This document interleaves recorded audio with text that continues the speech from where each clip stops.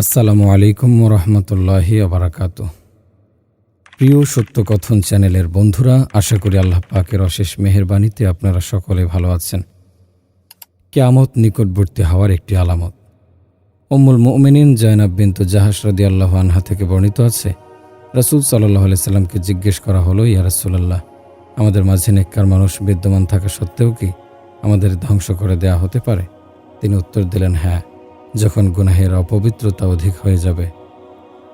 আবু হুরায়রা রাদিয়াল্লাহু আনহু বর্ণনা করেন, রাসূল সাল্লাল্লাহু আলাইহি সাল্লাম ইরশাদ করেন, মানুষের উপর এমন অনেক বছর আসবে যখন শুধু ধোঁকা ও প্রতারণা থাকবে। সে সময় মিথ্যাকে সত্য আর সত্যকে মিথ্যা মনে করা হবে। খেয়ানতকারীকে বিশ্বস্ত আর বিশ্বস্তকে খেয়ানতকারী মনে করা হবে। আর রুয়াইবিজা জাতির পক্ষ থেকে প্রতিনিধিত্ব করবে। সাহাবেগণ জিজ্ঞেস করলেন, রুয়াইবিজা দ্বারা কী উদ্দেশ্য? তিনি বললেন, অযোগ্য ও জনসাধারণের ব্যাপারে উদাসীন ব্যক্তি। আবু হুরায়রা রাদিয়াল্লাহু আনহু থেকে বর্ণিত, রাসূল সাল্লাল্লাহু আলাইহি সাল্লাম ইরশাদ করেন, আমার উম্মত এমন যুগ অতিক্রম করবে যখন কারি হবে প্রচুর কিন্তু ফকিহ হবে কম। ইলমের দুর্ভিক্ষ থাকবে, ফিতনা ফাসাদ অধিক থাকবে। এরপর আরেক যুগ আসবে যখন এমন এমন লোক কোরআন তেলাওয়াত করবে যাদের কণ্ঠনালের নিচে কোরআন পুষবে না, অর্থাৎ কোরআনের বোঝ, কোরআনের প্রতি সম্মান, বিশ্বাস থেকে অন্তঃশূন্য থাকবে। এরপর আরেকটি যুগ আসবে যখন মুশরিক ব্যক্তি মুমিনদের সঙ্গে একত্ববাদের দাবি নিয়ে ঝগড়া করবে। আবু হুরায়রা রাদিয়াল্লাহু আনহু থেকে বর্ণিত, রাসূল সাল্লাল্লাহু আলাইহি সাল্লাম ইরশাদ করেন, মানুষ এমন একটি সময় পাবে যখন লোকদেরকে বাধ্য করা হবে দুটি কাজের কোনো একটি করতে, হয়তো অক্ষমতা প্রকাশ করতে হবে, নয়তো অসৎকর্ম করতে হবে। যে ব্যক্তি এই যুগ পাবে তার জন্য উচিত হলো অসৎকর্ম না করে অক্ষমতাকে প্রাধান্য দেয়া। আবু হুরায়রা রাদিয়াল্লাহু আনহু বর্ণনা করেন, রাসূল সাল্লাল্লাহু আলাইহি সাল্লাম ইরশাদ করেছেন, ভালো খেজুরকে যেভাবে নিম্নমানের খেজুর থেকে বাছাই করা হয় তেমনি তোমাদেরকে ছাঁটাই করা হবে। ফলে তোমাদের ভালো লোকেরা বিদায় নেবে এবং মন্দ লোকেরা বেঁচে থাকবে। তখন তোমরা পারলে মরে যেও। মহানবী সাল্লাল্লাহু আলাইহি সাল্লাম ইরশাদ করেন, যদি আমি জানতে পারতাম আমার পর আমার উম্মতের কী অবস্থা হবে যখন পুরুষরা দর্প ভরে চলাফেরা করবে এবং নারীরা গর্ভ ভরে চলবে, যদি আমি জানতে পারতাম সে সময়ের কথা যখন আমার উম্মত দুই ভাগে বিভক্ত হয়ে যাবে, এক ভাগ আল্লাহর পথে প্রাণ উৎসর্গের জন্য প্রস্তুত থাকবে, আরেক ভাগ গায়রুল্লাহর জন্য সবকিছু করবে। রাসূল সাল্লাল্লাহু আলাইহি সাল্লাম ইরশাদ করেন, কিয়ামত নিকটবর্তী হওয়ার একটি আলামত হলো সময়ের আগেই চাঁদ দেখা হবে। প্রথম তারিখের চাঁদকে বলা হবে, এটি তো দ্বিতীয় তারিখের চাঁদ। মসজিদকে রাস্তা বানানো হবে, অপমৃত্যু ব্যাপক হয়ে যাবে। কিয়ামতের বিশেষ নিদর্শন। আনাস রাদিয়াল্লাহু আনহু থেকে বর্ণিত, রাসূল সাল্লাল্লাহু আলাইহি সাল্লাম ইরশাদ করেন, কিয়ামতের বিশেষ আলামতের মধ্যে রয়েছে মন্দ কাজ, মন্দ কথা, আত্মীয়তার সম্পর্ক ছিন্ন করা, আমানতদার ব্যক্তিকে খেয়ানতকারী আর খেয়ানতকারীকে আমানতদার সাব্যস্ত করা। মহানবী সাল্লাল্লাহু আলাইহি সাল্লাম ইরশাদ করেন, মানুষ এমন সময় পাবে যখন সত্যকে মিথ্যা আর মিথ্যাকে সত্য বলা হবে, খেয়ানতকারীকে বিশ্বস্ত আর বিশ্বস্তকে খেয়ানতকারী বলা হবে। আবেদ ছাড়াই সাক্ষ্য প্রদান করা হবে, প্রয়োজন ছাড়াই শপথ করবে। নিজ প্রকৃতির বাবাদাদার সন্তান পার্থিব বিবেচনায় সবচেয়ে সৌভাগ্যবান হয়ে যাবে যে আল্লাহ ও তার রাসূলের উপর ঈমান আনবে না। আনাস রাদিয়াল্লাহু আনহু থেকে বর্ণিত, রাসূল সাল্লাল্লাহু আলাইহি সাল্লাম ইরশাদ করেন, মানুষের উপর এমন একটি সময় আসবে যখন দিনের উপর অটল ব্যক্তির নমুনা হবে ওই ব্যক্তির মতো যে তার হাতে জ্বলন্ত অঙ্গার ধরে রেখেছে। মিরদাস আসলামী রাদিয়াল্লাহু আনহু বর্ণনা করেন, রাসূল সাল্লাল্লাহু আলাইহি সাল্লাম ইরশাদ করেছেন, সৎ লোকেরা একের পর এক বিদায় নেবে, মাড়াইয়ের পর নিম্নমানের জব বা খেজুর যেমন বাকি থাকে তেমন। এমন অকর্মণ্য লোকেরা জীবিত থাকবে যাদেরকে মহান আল্লাহ কোনো পরোয়া করবেন না। আনাস রাদিয়াল্লাহু আনহু বর্ণনা করেন, মহানবী সাল্লাল্লাহু আলাইহি সাল্লাম ইরশাদ করেছেন, কিয়ামত সংঘটিত হবে না যতদিন না মানুষ মসজিদে বসে বা মসজিদের ব্যাপারে গর্ব করবে। জাহান্নামী দুটি দল। আবু হুরায়রা রাদিয়াল্লাহু আনহু রাসূল সাল্লাল্লাহু আলাইহি সাল্লাম থেকে বর্ণনা করেন, জাহান্নামী দুটি দলকে আমি দেখিনি, অর্থাৎ আমার ইন্তেকালের পর তৈরি হবে। একটি দল হলো যাদের হাতে ষাঁড়ের লেজ সাদৃশ্য চাবুক থাকবে, তারা সেই চাবুক দিয়ে লোকদেরকে অন্যায়ভাবে প্রহার করবে। দ্বিতীয় দল হলো ওই সকল নারী যারা পোশাক পরিধান করলেও পোশাক অত্যন্ত পাতলা হওয়া বা সতর ঢাকার জন্য যথেষ্ট না হওয়ায় মূলত বিবস্ত্র থাকবে।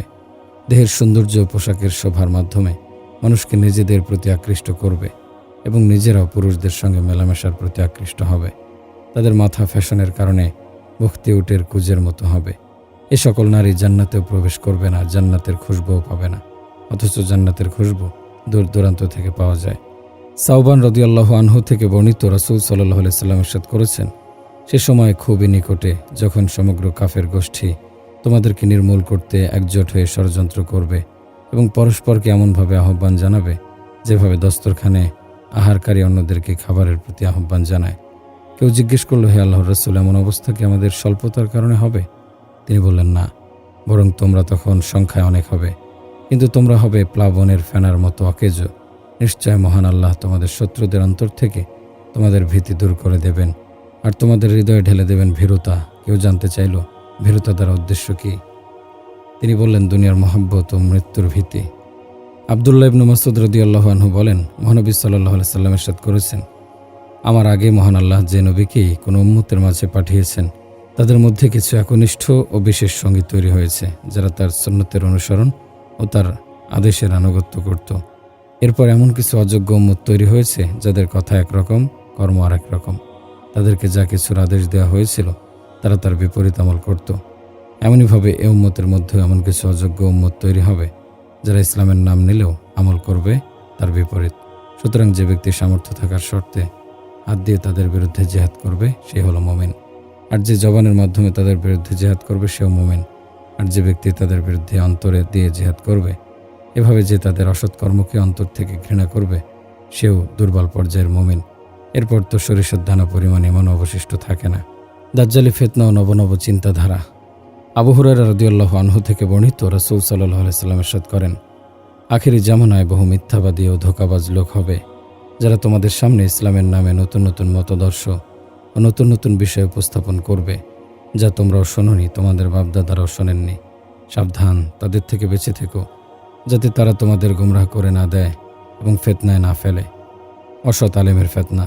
আলী রাদিয়াল্লাহু আনহু বলেন, রাসূল সাল্লাল্লাহু আলাইহি সাল্লাম ইরশাদ করেছেন, অতি শীঘ্র এমন যুগ আসবে যখন ইসলামের শুধু নামই বাকি থাকবে এবং কোরআনের শুধু শব্দ বাকি থাকবে।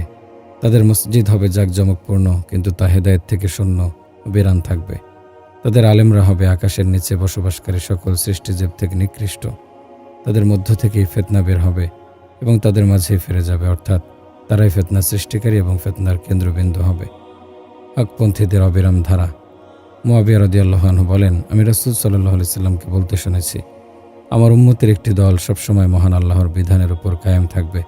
কেউ তাদের ক্ষতি করতে পারবে না, তাদের সাহায্য থেকে বিরত থাকতে পারবে না এবং তাদের বিরোধিতাও করতে পারবে না। এমনকি মহান আল্লাহর ওয়াদা কিয়ামত এসে যাবে এমন অবস্থায় যে তারা সত্যের সহায়তায় নিমগ্ন থাকবে। হকপন্থী ও অসৎ আলেমের মাঝে পার্থক্য। আনাস রাদিয়াল্লাহু আনহু বর্ণনা করেন, রাসূল সাল্লাল্লাহু আলাইহি সাল্লাম ইরশাদ করেছেন, আল্লাহর বান্দাদের জন্য আলেমগণ হলেন রাসূলের বিশ্বস্ত লোক এবং দ্বীনের হেফাজতের জিম্মাদার। তবে শর্ত হলো নেতৃত্বের সঙ্গে জড়িয়ে না পড়া এবং দ্বীনি প্রয়োজন বাদ দিয়ে দুনিয়াদার না হওয়া।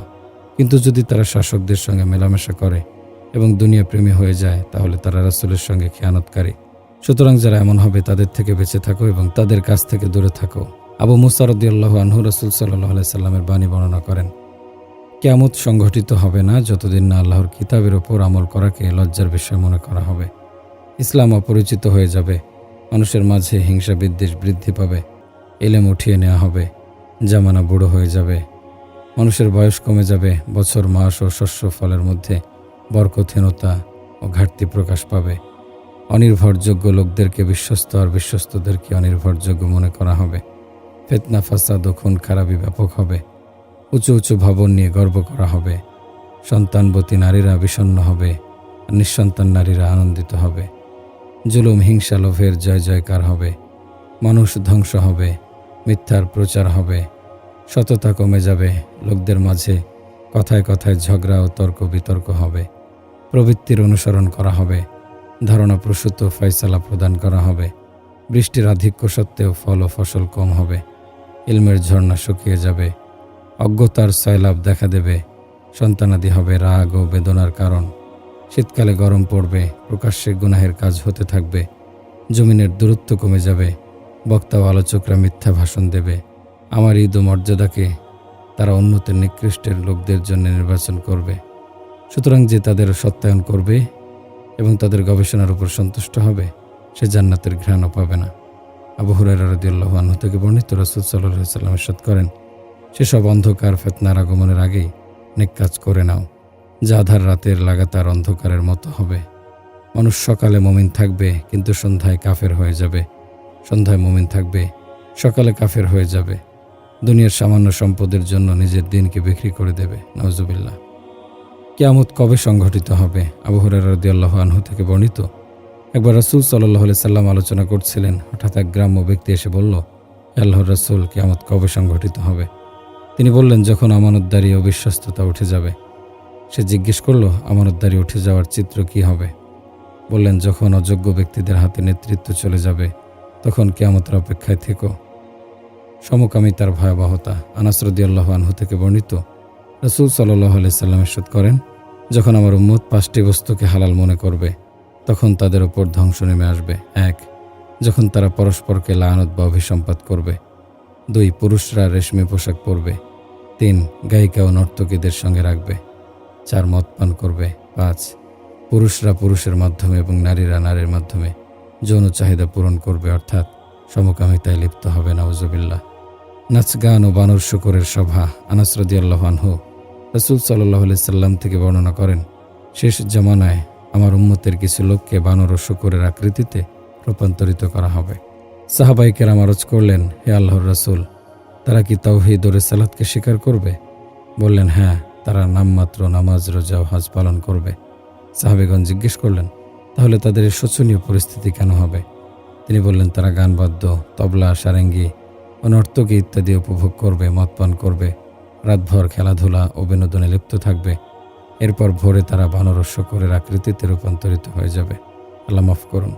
হুযায়ফা রাদিয়াল্লাহু আনহু রাসূল সাল্লাল্লাহু আলাইহি সাল্লাম থেকে বর্ণনা করেন, যখন এই উন্নত মদকে নাবিজ নামে, সুদকে বেচাকেনা নামে, ঘুষকে হাদিয়া নাম দিয়ে হালাল করে নেবে এবং জাকাতের সম্পদ দিয়ে ব্যবসা করবে, তখন তারা ধ্বংস হবে গুনাহ বৃদ্ধির কারণে। আব্দুর রহমান ইবনু গানাম রাদিয়াল্লাহু আনহু বলেন, আমাকে আবু আমের বা আবু মালিক আশআরী রাদিয়াল্লাহু আনহু বর্ণনা করেছেন।